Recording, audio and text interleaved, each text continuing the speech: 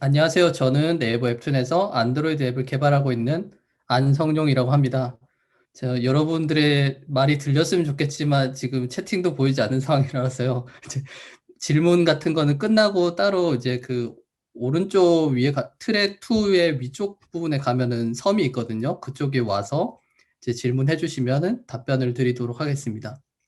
네, 오늘 제가 오늘 구글 I/O 익스텐디드 행사에서 만나게 돼서 되게 반갑고요. 제가 오늘 준비한 거는 안드로이드 제팩에 있는 새로운 기능들에 대한 내용입니다. 어떤 것들이 있는지 알아볼 예정이고요. 네, 그러면은 오늘 발표 내용 자체는 위에 이제 적어둔 2021년도 구글 I/O 영상을 기준으로 준비를 했거든요. 그래서 세션 영상 같은 경우에 자막이 잘 달려 있어요. 그래서 만약에 그냥 뭔가 좀 더 정리된 거를 보고 싶다라고 하면 영상을 보시는 것이 더 좋을 수도 있습니다. 네. Q&A는 이제 자막이 없기 때문에 네, 참고하시면 좋을 것 같습니다. 네, 먼저 제팩과 이제 버저닝에 대해서 이제 얘기해 볼 건데요. 안드로이드 제팩에 대해서 혹시 모르시는 분이 있을 수도 있어서 간단하게 설명을 드리면 제팩은 이제 안드로이드 버전이나 기기에 따라서 이제 조금 동작이 달라질 수가 있어요. 같은 코드를 쓰더라도. 그래서 이 부분을 좀 더 일관된 코드로 작성할 수 있도록 도와준 라이브러리 모음이고, 그럼으로써 개발자가 이제 비즈니스 로직보다 같은 이제 중요한 코드에 집중할 수 있도록 도와줍니다. 그래서 이런 제팩 라이브러리가 굉장히 많은데 이걸 정말 쓰고 있는가라는 의심이 들 수도 있잖아요. 그래서 구글에서 조사한 이제 상위 1000개 앱들 중에서 이제 코어라고 할 수 있는 뭐 특정 라이브러리들을 제외를 하고 이 외에 라이브러리를 2개 이상 사용하는 비율이 작년의 기준에는 47% 정도 되고 올해는 한 79% 정도 된다고 하더라고요. 그래서 이제 코어가 어떤 것들인지는 잘 모르겠지만 뭐 앱컴팻 같은 것들이라고 하니까 그래도 꽤 많은 앱들이 이제 제팩을 쓰고 있구나라고 생각이 들었습니다. 그래서 이런 제팩을 쓸 때 이제 다양한 버전들이 있어요. 그래서 이 버전에 대한 정보 같은 것들을 조금 정리하고 넘어가면 좋을 것 같습니다. 그래서 처음에 이제 알파 단계로부터 시작을 하게 되는데요. 이 라이브러리가 이제 개발 진행 중일 때, 그러니까 API가 추가 변경되거나 삭제될 수 있는 상태일 때 알파라고 하고요. 기본적으로 버그가 있을 수는 있지만 기본적인 동작 같은 것들은 검증이 돼서 테스트 코드도 있고 그래서 잘 동작한다고 합니다. 그래서 이런 기능들이 API가 좀 안정화되면은 베타라는 단계로 가게 되고, 이 베타 단계에서는 원래는 API가 변경되면 안 된다라는 것이 원칙이었거든요. 근데 이제는 컴포즈 때문인지는 모르겠지만 약간 심각한 문제가 있거나 커뮤니티 피드백이 있으면은 API가 변경될 수 있다고 합니다. 이런 부분이 좀 달라졌다는 것을 아시면 좋을 것 같고요. 그리고 RC 버전에 대해서 궁금하신 분도 있을 것 같아요. 기존에 이제 서포트 라이브러리 같은 경우에는 RC 단계라는 게 없었거든요. 그래서 이 경우에는 버그가 수정이 되면은 패치 릴리즈 버전을 올려야 돼서 최신 버전이 계속 바뀌는 그런 이제 불편한 점이 좀 있었어요. 예를 들어서 26.0.2라고 하면은 이 2라는 숫자가 계속해서 올라가는 거죠. 그러면 3, 4, 5, 6 이렇게 올라가면은 나 어제 업데이트했는데 오늘 또 뭐가 올라갔네? 이렇게 될 수가 있으니까 이런 부분들을 조금 불편한 부분들을 방지하고자 RC 단계를 둬서 버그가 수정되면 RC 버전만 올라가고 이제 최신 버전엔 영향이 없도록 좀 개선을 한 부분이라고 이해하시면 될 것 같습니다. 그리고 RC 단계에서 문제가 없으면 바로 스테이블 버전으로 나가게 되는 형태예요. 네. 혹시 이런 뜻에 대해서 약간의 의혹이 있을 수 있기 때문에 영문 답변을 보고 싶으면 아까 Q&A 영상을 보시면 좋을 것 같습니다. 그리고 이제 그 제팩 라이브러리도 이제 꽤 여러 해가 지나가지고 굉장히 많은 라이브러리들이 나오고 기능들이 많아지니까 한 번에 모든 API가 스테이블인 상태를 유지하기에는 굉장히 어렵잖아요. 그래서 그런 스테이블과 익스페리멘탈 API를 구분할 수 있는 메타데이터 라이브러리가 이번에 추가됐어요. 그래서 만약에 지금 set auto close timeout이라는 API는 이제 실험적인 API인데 이런 경우에는 내부적으로 이제 API에 requires opt-in이라는 주석이 사용돼서 이 API가 이제 스테이블이 아니라는 것을 개발자가 알 수 있도록 이렇게 경고가 뜨게 됩니다. 그래서 만약 이걸 이해하고 사용하기를 원하면 이제 opt-in이라는 주석을 선언해 주시면 됩니다. 이제 스테이블 버전에 대해서 이제 알아보겠습니다. 먼저 프래그먼트고요. 한 번은 써보셨을 것 같아요. 그래서 UI를 재사용 가능한 형태로 이제 분할을 해주는 약간 추상화된 클래스고, 이 프래그먼트의 어떤 부분들이 바뀌었냐 하면은 꽤 큰 부분이 바뀌었습니다. 이제 겉으로 보기에는 이제 똑같은 사람인데 속으로 굉장히 많이 바뀌었어요. 그래서 안정성을 좀 더 높이고 이제 기존에는 문서에는 없는 내용인데 이제 동작이 막 어떤 경우에 따라서 굉장히 달라지는 부분들이 있었는데 이 부분을 이제 좀 줄이기 위해서 내부를 좀 크게 개선을 했고요. 그래서 프래그먼트 1.3.0부터 이제 이 부분이 달라지니까 이걸 업데이트하기 전에는 꼭 릴리즈 노트를 읽어보고 주의사항을 좀 유의해서 이제 점검을 해보시는 것을 권장드립니다. 아래 링크에 있고요. 그리고 액티비티 리절트 기능도 통합이 되었습니다. 그리고 컨스트레인 레이아웃도 이제 2.0이 스테이블이 됐거든요. 이제 컨스트레인 레이아웃에 대한 기능들도 좀 많이 추가가 되긴 했는데 그런 것보다는 우선 모션 레이아웃이라는 이제 애니메이션을 위한 이제 디자인 시스템이 스테이블이 되었다라는 부분이 가장 큰 것 같아요. 그래서 이 부분들을 이제 XML을 조작하는 건 굉장히 좀 고통스러운 일이니까 시각적으로 이제 그 조작할 수 있도록 이런 에디터를 제공하고 있거든요. 그래서 요거에 대한 내용은 굉장히 복잡해서 이거 하나만 다뤄도 30분이 넘어갈 것 같아요. 그래서 요 내용을 스킵을 하고 그 아래 보이는 영상을 시청을 해보시면 좋을 것 같습니다. 그리고 다음은 카메라 X에 대한 내용입니다. 카메라 API를 기존에 써보신 분이 있으실지 모르겠지만 있으시면은 굉장히 고통스러웠을 거예요. OS 버전이라든지 이제 하드웨어에 따라 가지고 잘 동작하던 코드가 동작하지 않고 막 그런 경우들이 많았죠. 그 부분을 이제 좀 제어하고 표시하는 이런 API들을 좀 통합해서 이제 일관된 코드로 이제 사용할 수 있도록 이런 카메라 X라는 라이브러리가 나왔습니다. 좀 아쉽게도 롤리팝 이상만 사용을 할 수 있지만 그 부분은 참고 부탁드리고요. 요번에 스테이블이 되면서 굉장히 많은 버그도 수정이 되고 기능도 추가되었고 그리고 최신 기기나 OS의 기능도 지원한다고 합니다. 그리고 좀 성능적인 부분에서도 좀 소소하게 개선이 되었다고 하고요. 그 다음으로 힐트도 스테이블이 되었습니다. 힐트는 생소하신 분도 있을 것 같은데 대거 기반으로 이제 사용하기 굉장히 단순화된 DI 솔루션이거든요. 기존에 대거 같은 경우에는 사용하려고 하면은 제 머리가 좀 지끈지끈 할 수 있었는데 이제 힐트라는 것을 이용해서 마치 뷰 모델을 사용하는 것처럼 되게 스코프 같은 것도 좀 이미 정의된 프리디파인된 이제 그 컴포넌트들도 있어가지고 좀 편하게 사용할 수 있게 된 DI 솔루션입니다. 그래서 그 경우에 이제 대거에 있는 힐트 라이브러리는 따로 있고 그 힐트를 지원하는 제팩과도 이제 통합이 되어야 되니까 그 부분에 대해서는 이렇게 안드로이드 X 쪽에 있는 힐트 라이브러리가 추가적으로 있거든요. 그래서 뷰 모델, 워크 매니저 뭐 이런 등등 부분에 대한 이제 추가적인 이제 기능들이 있고 예를 들면은 이제 뷰 모델 같은 경우에는 요번에 이제 기존에 있던 뷰 모델 라이브러리가 이제 삭제되고 힐트 코어 API로 이동이 됐어요. 그래서 추가적인 API 추가 없이도 이렇게 힐트 뷰 모델이라는 어노테이션을 이용을 해가지고 saved state handle도 그냥 인젝트를 할 수 있게 되었습니다.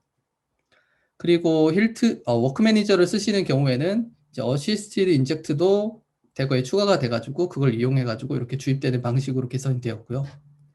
그리고 약간 여기서 주의해야 될 건 워크 매니저 2.6을 사용하는 경우에는 이건 아직 스테이블은 아니거든요. 2.6을 사용하면은 기존의 컨텐트 프로바이더를 이용해서 워크 매니저를 초기화를 하는 부분이 있는데 힐트를 이용을 하려면은 내가 이제 팩토리를 주입을 해줘야 되니까 그 컨텐트 프로바이더가 초기화하지 않도록 이제 매니페스트에서 노드를 제거를 해줘야 되는데 이번에는 이게 스타트업으로 바뀌어서 그 제거하는 코드가 조금 바뀌었어요. 그래서 스타트업에 있는 메타데이터 노드를 제거하도록 이렇게 화면에 보이는 것처럼 추가를 해줘야 됩니다.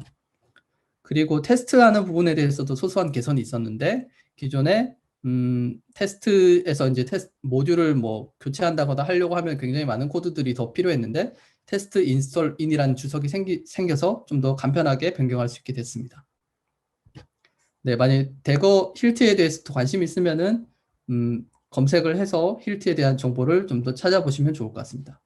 그리고 다음으로 워크 매니저도 2.5가 스테이블로 바뀌었습니다. 워크 매니저는 이제 안정적으로 하지만 이제 반드시 실행해야 되는 그러니까 지금 당장 실행해야 되는 건 아니지만 어쨌든 무조건 실행해야 되는 비동기 작업을 예약하는데 사용되는 라이브러리고요.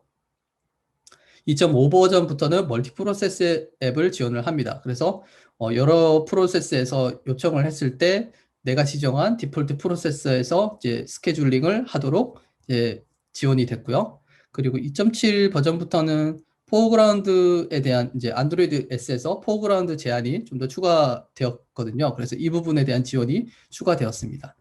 그래서 자세한 내용은 이펙티브 백그라운드 태스크 온 안드로이드 세션을 직접 시청해 보시거나 아니면 오늘 트랙 1에서 세 번째 세션에 이제 종차님이 요 내용을 하시더라고요. 그래서 트랙 1으로 이동하셔서 이따가 보셔도 좋을 것 같습니다. 그리고 워크 매니저를 디버깅 하는 게 굉장히 좀 불편했는데 이제 안드로이드 스튜디오 북극여우 버전부터 이 스펙터가 추가돼서 이제 사용하실 수 있게 됐습니다. 그래서 이걸 돌려보면은 화면에 보이는 것처럼 이렇게 지금 동작하고 있는 마침 다 석세스네요. 이제 동작하고 있는 워커들이 보이게 되고 그리고 하나의 워커를 이제 클릭하게 되면은 세부적인 내용, 뭐 체이닝 같은 것들을 보실 수 있습니다. 네, 그리고 룸이라는 DB 라이브러리도 있는데요. 이 부분에 대해서도 스테이블 내용들이 좀 더 있었습니다. 먼저 이제 이건 익스페리멘탈이긴 하지만 기존의 KLPT가 좀 이제 자바 스톱을 생성하는 부분 때문에 좀 느린 부분이 있었는데 KSP라는 것을 지원을 하면 이번에 실험적으로 지원해서 이제 속도가 뭐 2배 정도 개선됐다 이런 얘기가 있었고요. 그리고 이넘에 대해서도 기본적인 지원이 추가되고 RX 자바3도 지원한다고 합니다. 그리고 기존에 쿼리를 날릴 때 뭐 쿼리가 잘 날아가는지 뭔가 로깅 같은 거를 한다라고 했을 때 기존엔 좀 불편했잖아요. 그런 부분들이 이제 쿼리 콜백이라는 이제 인터페이스가 기능이 추가돼서 좀 더 편하게 바뀌었다고 합니다. 그리고 타입 컨버터를 기존에는 항상 생성자가 정적으로 정의된 거를 이제 사용할 수만 있었는데 이번엔 런타임의 타입 컨버터를 설정할 수도 있게 개선되었다고 합니다. 네, 다음은 페이징 내용인데요. 뭐 각 서비스마다 페이징에 대한 솔루션을 뭐 자체적으로 구현하시는 분도 있겠지만 기존의 제팩에서 제공하는 페이징 이 라이브러리를 쓰고 계신 분도 있을 것 같아요. 그래서 이 경우에는 작은 단위로 데이터를 불러오고 네트워크라든지 이런 것들을 좀 최적화해서 이제 사용할 수 있도록 하는 라이브러리인데 요번에 3가 드디어 스테이블이 되었습니다. 그래서 이 라이브러리 같은 경우에 재밌게도 코틀린으로 완전히 새로 작성이 됐어요. 그래서 코틀린 코루틴과 플로우를 최우선으로 지원을 합니다. 하지만 그래도 RX 자바라든지 구아바를 이용한 비동기 로딩도 지원하기 때문에 기존에 RX나 사용하셨던 분들께서도 안심하고 사용하실 수 있고요. 이번에 이제 새로 작성을 하면서 이제 인터페이스라든지 이런 부분들이 크게 개선이 돼가지고 레포지터리와 프레젠테이션 계층도 에서 사용할 때도 굉장히 좀 편하게 바뀌었어요. 그리고 헤더, 부터, 세퍼레이터, 로딩 스테이트와 같은 이제 UI 지원도 있기 때문에 좀 더 이제 좋아졌습니다. 방금 말씀드린 UI 지원 같은 경우에는 내부적으로 리사이클러 뷰의 컨캐더 랩터를 이용하는 방식으로 되어 있고요. 그리고 페이징 3 같은 경우에 또 재밌는 점은 점진적으로 마이그레이션을 할 수 있도록 단계적인 마이그레이션 가능하게끔 설계를 했어요. 그래서 아래 보이는 링크에 가셔서 기존에 사용하셨던 분들이라면 마이그레이션을 한번 고려해 보셔도 좋을 것 같습니다. 그리고 마지막으로 시큐리티 크립토에 대한 내용입니다. 시큐리티 라이브러리는 파일과 쉐어드 프리퍼런스의 내용을 이제 암호화하는 라이브러리인데요. 이제 드디어 스테이블이 되었고, 사용하는 방법은 기존과 동일하고요. 다만 이제 쉐어드 프리퍼런스를 생성을 할 때 인크립티드 쉐어드 프리퍼런스라는 클래스를 이용을 해가지고 네, 이용해서 사용하시면 됩니다. 다만 이게 1.0은 스테이블이 되었는데 이 경우에는 마시멜로우부터 지원을 하거든요. 그래서 롤리팝 민 SDK가 롤리팝인 경우에는 1.1까지 좀 기다리셔야 될 것 같습니다. 그리고 만약에 시큐리티 크립토 라이브러리가 이제 DB나 뭐 다른 라이브러리에도 지원할 계획이 있는지 궁금하신 분도 있을 것 같아요. 이 경우 이제 데이터 스토어라는 조금 있다가 소개할 이제 그 쉐어드 프리퍼런스 같은 데이터 저장 솔루션이 있거든요. 그 경우에는 이제 곧 통합될 예정이라고 하는데 룸 같은 경우에 구체적인 계획이 없다고 하고 만약에 SQL 사이퍼라는 라이브러리를 이용을 하면 지금도 암호화할 수 있다고 하니까 만약에 필요하신 분이 있다면 참고해 보셔도 좋을 것 같습니다. 네, 이제는 이제 알파와 베타의 라이브러리 뭐에 대해서 알아보도록 하겠습니다. 먼저 조금 전에 말씀드렸던 데이터 스토어입니다. 쉐어드 프리퍼런스가 기존에 어떤 여러 가지 문제점들이 있었기 때문에 이 부분을 이제 쉐어드 프리퍼런스의 개선을 하기보다 완전히 새로운 라이브러리를 만드는 것으로 해결한 것 같아요. 그래서 쉐어드 프리퍼런스에 대한 완전한 대체제 그리고 좀 더 나은 솔루션이다라고 보시면 좋을 것 같고요. 이 라이브러리도 코틀린으로 완전히 새로 작성이 됐고, 그래서 코루틴과 플로우를 이제 기본적으로 지원을 합니다. 그래서 비동기 처리가 가능하고요. 그리고 RX 자바 2와 3도 지원을 합니다. 그리고 여러 가지 구현체가 있어요. 그 쉐어드 프리퍼런스처럼 키밸류로 된 데이터 스토어도 있고, 프로토 버프라고 이제 타입을 강하게 이제 그 딱 제한을 가하는 이런 데이터 스토어 구현체도 있고, 만약에 필요하다고 하면은 직접 구현하는 것도 가능하다고 합니다. 아마 많은 분들이 그냥 쓰지 않을까 싶긴 하네요. 네, 그래서 데이터 스토어에 대한 자세한 사용 방법을 알고 싶으면 아래 링크에 가시면 좋을 것 같습니다. 그리고 쉐어드 프리퍼런스와 데이터 스토어를 비교한 부분도 있었는데요. 기존에 이제 비동기 API 같은 경우에는 체인지 리스너만 제공을 하고 있어가지고 솔직히 좀 불편하고 어떻게 하면 플로우나 RX로 감사할 수 있는지 이런 고민들이 좀 있었던 것 같아요. 다만 이제 동기 API 같은 경우에는 데이터 스토어가 사실은 지원을 하지 않습니다. 럼블락킹을 쓰라고 하지만 럼블락킹을 누가 쓰겠어요. 이제 그래서 이제 아마 동기 API는 사실상 없다라고 봐야 될 것 같긴 하지만 어쨌든 네.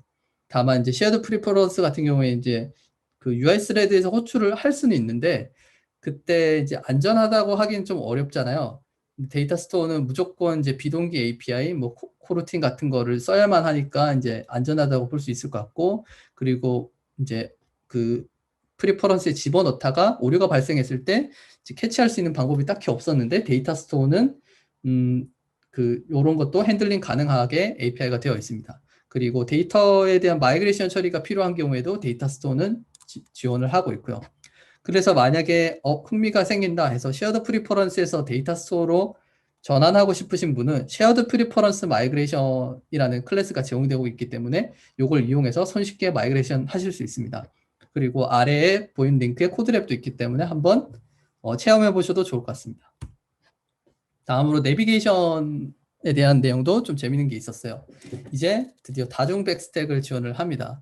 내비게이션 같은 경우에 안 쓰시는 분이 더 많을 것 같긴 한데 앱 내에서 예를 들어서 이 라이브러리 권장하는 거는 싱글 액티비티에서 이제 프래그먼트, 멀티플 프래그먼트 같은 게 있을 때 이런 경우에 탐색을 하기 위한 프레임워크라고 보시면 됩니다.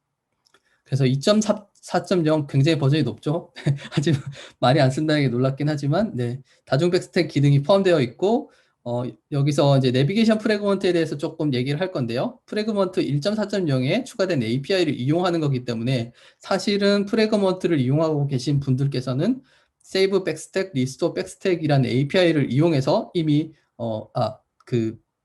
이것도 이제 스테이블이 아니지만 이 API를 이용을 해가지고 다중 백스택 기능을 직접 구현하실 수 있습니다. 다만 내비게이션을 이용하는 경우에 내비게이션 UI를 사용했을 때 이게 기본으로 활성화돼서 신경 쓸 부분이 전혀 없고요. 그래서 프래그먼트에 있는 멀티플 백스택이 어떻게 동작하는지 보면은 이해를 할 수 있을 거잖아요. 그래서 그 부분을 간단하게 이제 사용 방법을 이제 살펴보고 넘어가겠습니다. 그래서 첫 번째는 프래그먼트 매니저에다가 홈, 프로필 그리고 프로필 편집 프래그먼트를 이제 집어넣는 코드입니다. 그래서 왼쪽에 보이는 것처럼 백스택이 쌓여 있을 거고요. 이때 이제 프로파일 탭이었고 이번엔 이제 하단 탭바에서 노티피케이션 탭으로 넘어간다고 생각을 해보겠습니다.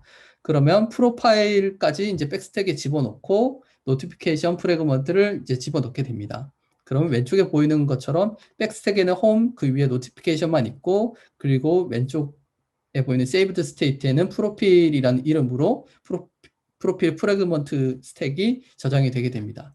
그리고 다시 노티피케이션에서 프로필 탭으로 이동을 하게 되면은 기존에 쌓여있던 노티피케이션 프래그먼트를 이제 saved state에 집어넣고 이번에는 백스택에서 saved state에서 프로필 정보를 꺼내서 다시 백스택에 되돌려 놓게 되는 방식입니다. 네, 그래서 요거에 관해서는 아래에 안드로이드 팀에서 공식적인 블로그 포스팅을 한 게 있으니까 영문이지만 내용을 한번 읽어보시면 좋을 것 같습니다. 그리고 내비게이션에서 직접적으로 이제 내비게이션 UI를 안 쓰고 직접적으로 API를 호출하는 방법도 있는데 그때는 restore state나 pop-up to saved state와 같은 속성들을 고려해 주셔야 됩니다. 네. 그리고 새로 나온 라이브러리도 몇 가지가 있었는데요. 그 중에 하나는 앱서치입니다. 앱 로컬이나 기기 전체 영역에서 고성능으로 전체 텍스트 검색이 가능한 라이브러리이고요. 굉장히 고급 기능도 지원합니다. 처음 나오는 것 치고. 그래서 지금 오른쪽에 보이는 화면처럼 앱 내가 파란색이고 플랫폼이 이제 빨간색이라고 보시면 되는데요. 아쉽게도 플랫폼, 그러니까 기기 전체 검색은 아직 미지원하는 것 같아요. 제가 이제 찾아본 걸로는. 그리고 안드로이드 S부터는 이게 이제 플랫폼에 스토리지가 있어서 이 부분을 이제 전체 검색과 통합될 예정이라고 합니다. 그래서 사용하는 방법 같은 거는 아래 링크를 한번 참고해 보시면 좋을 것 같고요.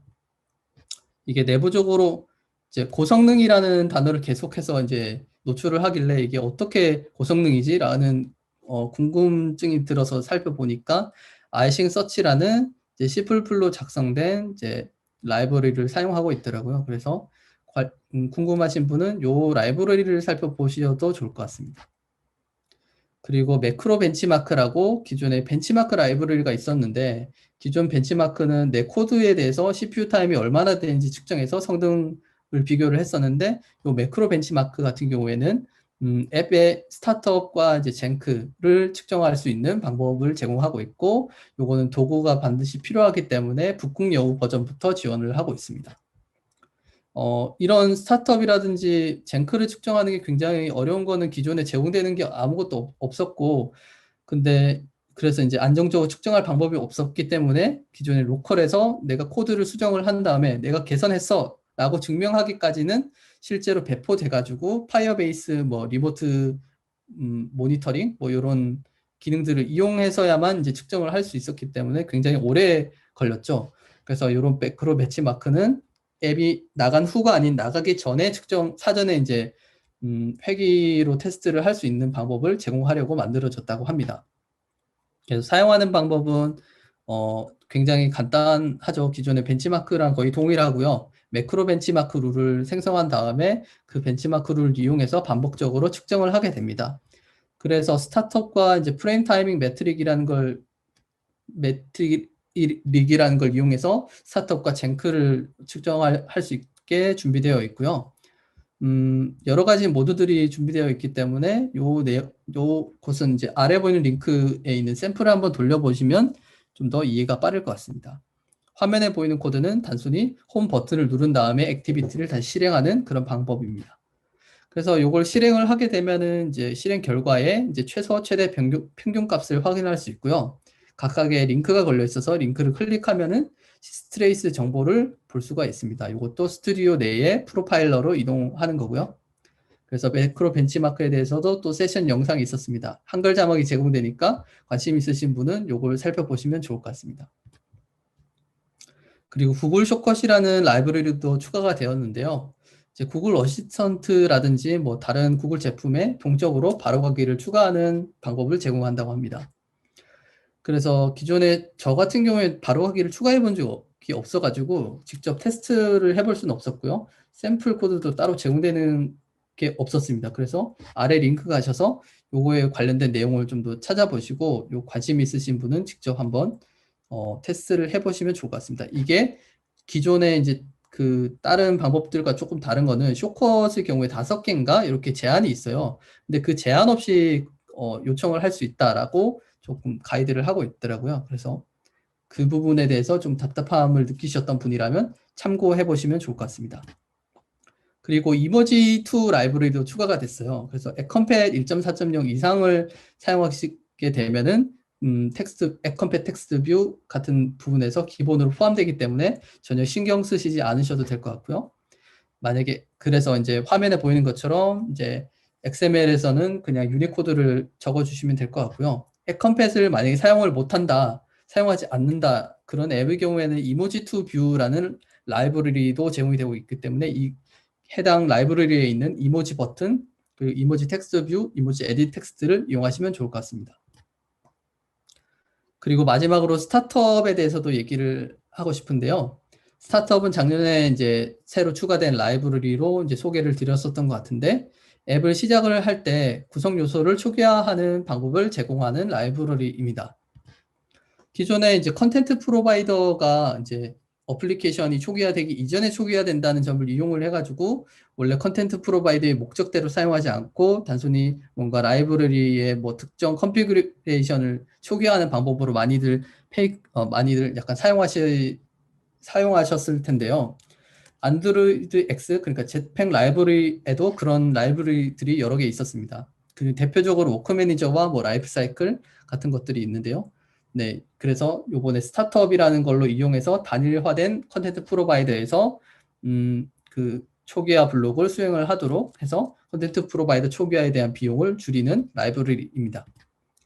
그리고 이제 멀티 프로세스에서 이제 스타트업 라이브러리를 사용할 수 있게 요번에 좀 개선이 됐거든요. 그래서 만약에 멀티 프로세스인데 내가 초기화 블록을 뭔가 정리하고 싶지만 기존의 스타트업은 제공하지 않는다라고 고민이 되셨던 분은 조금 더 기다려 보셔도 좋을 것 같습니다. 네, 아직 시간이 한 4분 정도 남아서 이제 좀 더 추가적인 얘기를 해보면 좋을 것 같은데요. 먼저 컴포즈 통합에 대한 내용도 있습니다.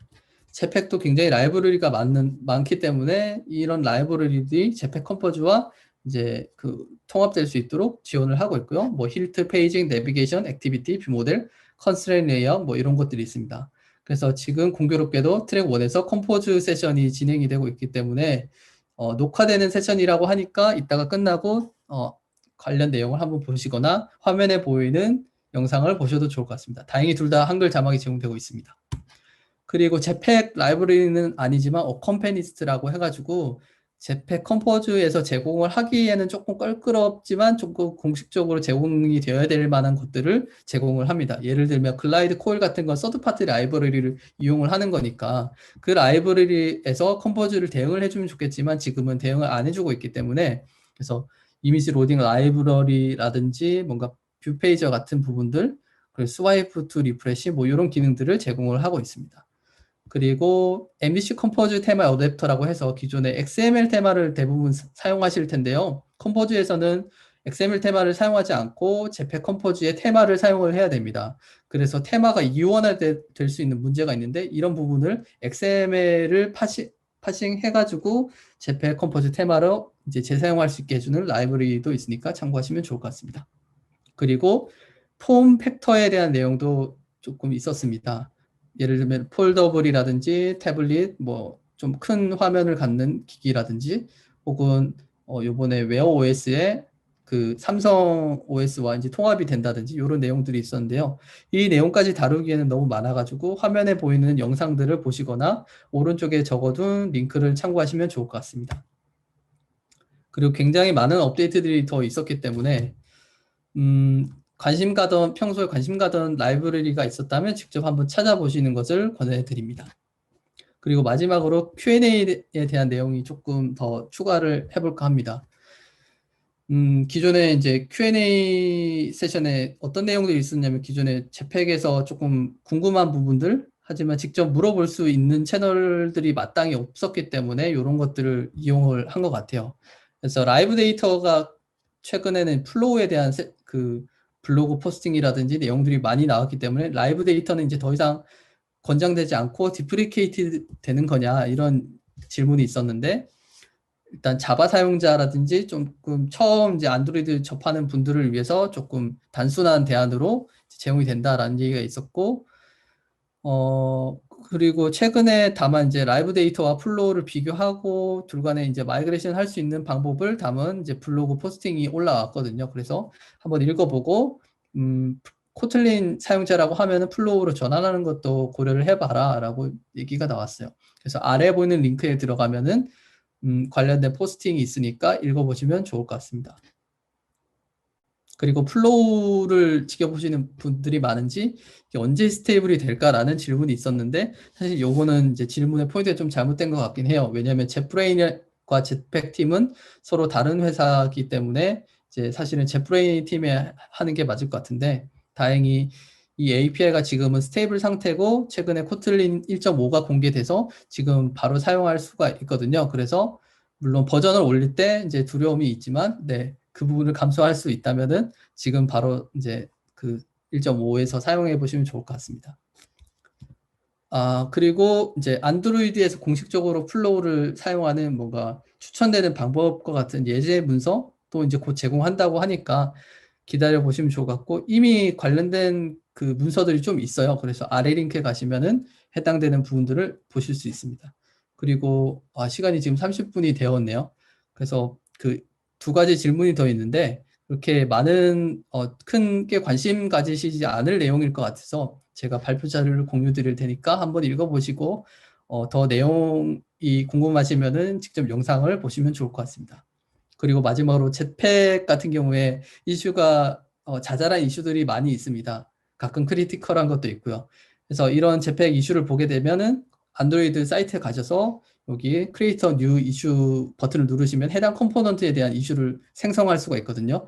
그래서 이렇게 많이 등록해 주시고 SNS, 뭐 GDG 슬랙을 통해 가지고 많이 공유해 주시면 여러분들이 스타를 눌러서 우선순위가 높아질 겁니다. 네, 잘 부탁드리고요. 네, 제가 오늘 발표는 준비는 여기까지가 끝이고요.